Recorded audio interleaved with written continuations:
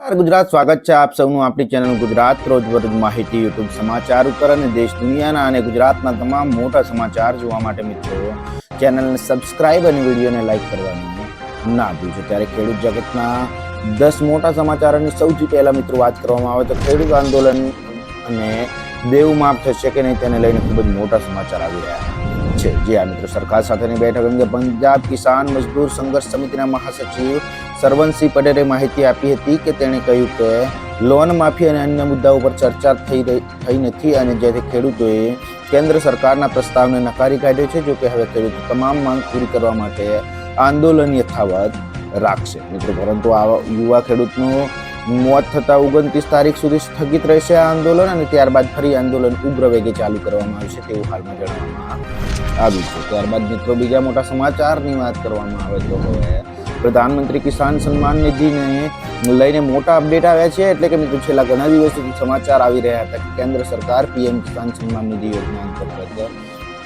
જે મળનારી રકમ છે એ રકમને 6,000 થી વધારીને 12,000 કરી શકે છે। પરંતુ આ સ્થિતિમાં સામાન્ય માણસને 12,000 રૂપિયા મળે તેવી આશા હતી, પરંતુ મોદી સરકારે આ આશા ઉપર પાણી ફેરવી દીધું છે અને કેન્દ્રીય કૃષિ મંત્રી અર્જુન મુંડાએ લોકસભામાં કહ્યું છે કે આવી કોઈ દરખાસ્ત હાલમાં સરકાર પાસે વિચારણા હેઠળ આવી નથી અને જેના લીધે હાલમાં તમને કોઈ પણ વધારો મળશે નહીં, જે ખૂબ જ મોટા સમાચાર આવી રહ્યા છે। ત્યારબાદ મિત્રો બીજા મોટા સમાચારની વાત કરવામાં આવે તો હવે ચોમાસામાં 2024ની ભવિષ્યવાણી એટલે કે મિત્રો દર વર્ષે હવામાન વિભાગે એપ્રિલ અથવા તો મે મહિનામાં ચોમાસાના 4 મહિના જુલાઈ, ઓગસ્ટ અને સપ્ટેમ્બર દરમિયાન કેવો વરસાદ પડે તેનું અનુમાન રજૂ કરે છે। ત્યારે સાથે ખાનગી સંસ્થાઓ સ્કાયમેટ પણ એપ્રિલ મહિનામાં ચોમાસાના 4 મહિના દરમિયાન કેટલો વરસાદ પડશે એનું અનુમાન રજૂ કરતી હોય છે, પરંતુ સામાન્ય રીતે 15 જૂન પછી ચોમાસું શરૂ થતું હોય છે। ત્યારે મિત્રો અંબાલાલ પટેલ દ્વારા આગાહી કરવામાં આવી છે કે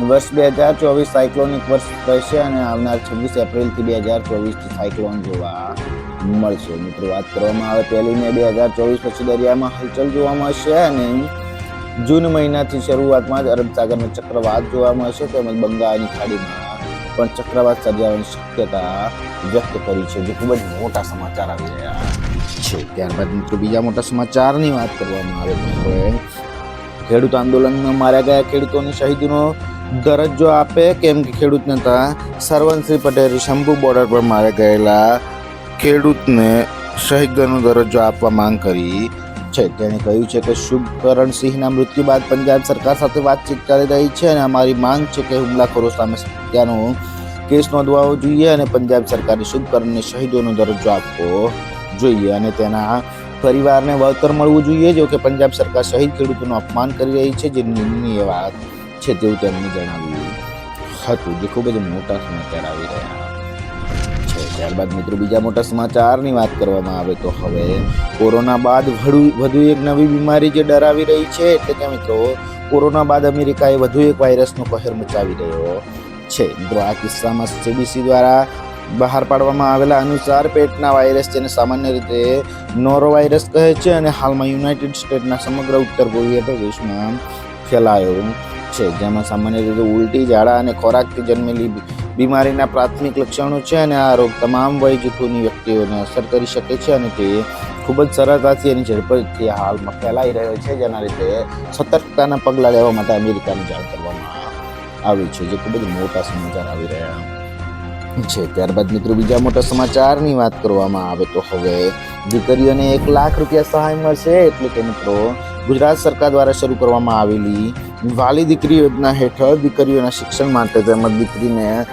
પગભર બની સમાજમાં સન્માનભેર પોતાનું સ્થાન બનાવી શકે તે માટે સરકાર દ્વારા આર્થિક સહાય આપવામાં આવે છે। મિત્રો વાલી દીકરી સહાય યોજના અંતર્ગત ગુજરાત સરકારના મહિલા અને બાળ વિકાસ વિભાગ દ્વારા ચલાવવામાં આવે છે અને આ વિભાગ દ્વારા ગુજરાતમાં બાળ અને મહિલા વિકાસ માટે કામગીરી કરવામાં આવી રહી છે, જે ખૂબ જ સરસ યોજના છે અને તેનો પણ તમે પણ લાભ લઈ શકો છો, જે ખૂબ જ મોટા સમાચાર આવી રહ્યા છે। ત્યારબાદ મિત્રો બીજા મોટા સમાચારની વાત કરવામાં આવે તો આ કાર્ડમાં મળશે રૂપિયા 2 લાખનો વીમો, એટલે કે મિત્રો અસંગઠિત ક્ષેત્રમાં કામ કરતા લોકોને આર્થિક સુરક્ષા આપવા માટે સરકારે વર્ષ 2020માં ઈ શ્રમ કાર્ડ યોજના શરૂ કરી હતી અને આ યોજનાને ઘણો સારો પ્રતિસાદ મળ્યો છે. અને ત્યાર સુધીમાં 29,41,32,933 શ્રમ કાર્ડ બનાવવામાં આવ્યા છે. અને આર્થિક સહાય ઉપરાંત સરકારી શ્રમ કાર્ડ ધરાવતી વ્યક્તિને 2 લાખ રૂપિયાના અકસ્માત વીમાનો લાભ પણ આપે છે. ત્યારે મિત્રો ઈ શ્રમ કાર્ડ ધારક પ્રધાનમંત્રી શ્રમ યોગી માનધન યોજના, સ્વરોજગાર માટે રાષ્ટ્રીય પેન્શન યોજના અને અટલ પેન્શન યોજના,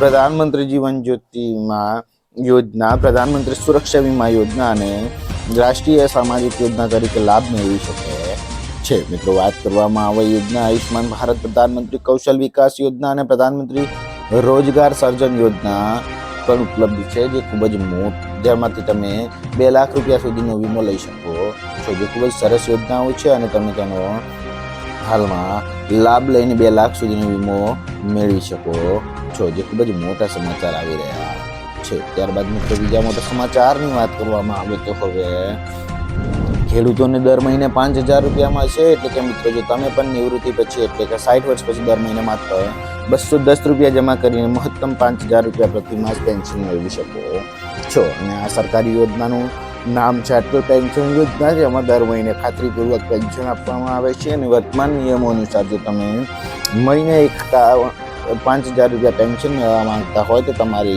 દર મહિને 210 રૂપિયાનું રોકાણ કરવું પડશે. અથવા તો જો તમે દર મહિને 1,000 રૂપિયા પેન્શન મેળવવા માંગતા હોય તો તમારે દર મહિને માત્ર 42 રૂપિયાનું રોકાણ કરવું પડશે. જ્યારે 420 રૂપિયાનું રોકાણ કરવું પડશે. જ્યારે આ યોજનામાં 60 વર્ષ સુધી રોકાણ કરવાનું હોય છે, જે ખૂબ જ મોટા સમાચાર આવી રહ્યા છે. ત્યારબાદ મિત્રો બીજા મોટા સમાચારની વાત કરવામાં આવે તો હવે ઘર ઘર રાશન યોજના એટલે કે મિત્રો પંજાબના ઘર ઘર રાશન યોજનાનો પ્રારંભ કરવામાં આવ્યો છે. અને દિલ્હીના મુખ્યમંત્રી અરવિંદ કેજરીવાલ અને પંજાબના મુખ્યમંત્રી ભાગવત માને પંજાબના અમલોહમાં ઘર ઘર રાશન યોજનાને લીલી ઝંડી આપી છે. મિત્રો પંજાબમાં આ યોજના શરૂ કરવામાં આવી છે અને આ હાલમાં કાર્યક્રમમાં વિડીયો વાયરલ થઈ રહ્યા છે. ત્યારે ગુજરાતમાં આવી યોજના શરૂ થવી જોઈએ કે નહીં તે તમારે પણ કોમેન્ટ બોક્સમાં જણાવજો, જે ખૂબ જ મોટા સમાચાર આવી રહ્યા છે. ત્યારબાદ મિત્રો વીજ કનેક્શનને લઈને નવા નિયમો આવ્યા છે. એટલે કે મિત્રો કેન્દ્ર સરકારે વીજ કનેક્શન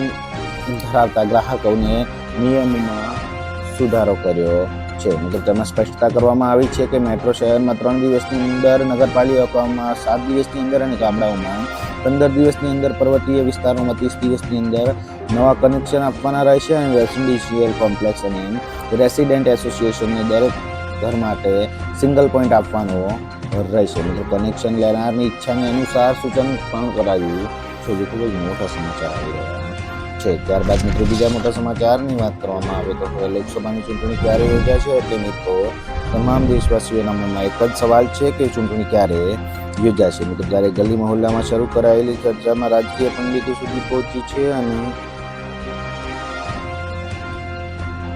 ત્યારબાદ મિત્રો બીજા મોટા સમાચારની વાત કરવામાં આવે તો હવે લોકસભાની ચૂંટણી ક્યારે યોજાશે. એટલે કે મિત્રો તમામ દેશવાસીઓના મનમાં એક જ સવાલ છે કે ચૂંટણી ક્યારે યોજાશે. ત્યારે મિત્રો ગલી મહોલ્લાથી શરૂ થયેલી ચર્ચા હવે રાજકીય પંડિતો સુધી પહોંચી છે. અને નિષ્ણાંતો માને છે કે લોકસભાની ચૂંટણીનું પ્રથમ તબક્કાનું મતદાન 10 અથવા 11 એપ્રિલના રોજ થઈ શકે છે. કારણ કે મિત્રો BCCI IPL શેડ્યુલ જાહેર કરતા પહેલા ચૂંટણી પંચને વિશ્વાસમાં લીધું હોવું જોઈએ, કેમ કે 22 માર્ચથી 7 એપ્રિલ સુધીના IPLના પ્રથમ તબક્કાનું શેડ્યુલ જાહેર કરવામાં આવ્યું છે, જે ખૂબ જ મોટા સમાચાર આવી રહ્યા છે. ત્યારબાદ મિત્રો બીજા મોટા સમાચારની વાત કરવામાં આવે તો ગામડાઓને ખુશ ખબર. એટલે કે મિત્રો ગ્રામ પંચાયતનું આત્મનિર્ભર બનાવવા માટે રાજ્ય સરકારે મહત્વના પગલાં લીધા છે. મિત્રો ગ્રામ્ય વિસ્તારમાં સસ્તા માટે તાલુકા કક્ષાએ સેનેટરી જગ્યાઓ મંજૂર કરી છે. અને સાથે વીજળીના બિલમાં ઘટાડો કરવા રાજ્યની 2000 પંચાયતો ઘરમાં સોલાર રૂફટોપ યોજના લાગુ કરાઈ છે. મિત્રો ટેકનોલોજી પર પ્રાધાન્ય આપી ફ્રી વાઈફાઈની પણ સુવિધા આપવામાં આવી રહી છે. અને સમયસર વેરા વસૂલાત માટે ભાર મૂકી ઓનલાઈન પેમેન્ટ પ્રાધાન્ય આપવામાં આવી રહ્યું છે, જે ખૂબ જ મોટા સમાચાર આવી રહ્યા છે. તો મિત્રો આ હતા ગુજરાત રોજબરોજ યુટ્યુબ માહિતી સમાચારના 10 મોટા સમાચાર. બીજા સમાચાર જોવા માટે ચેનલને સબસ્ક્રાઇબ, વિડીયોને લાઇક કરવાનું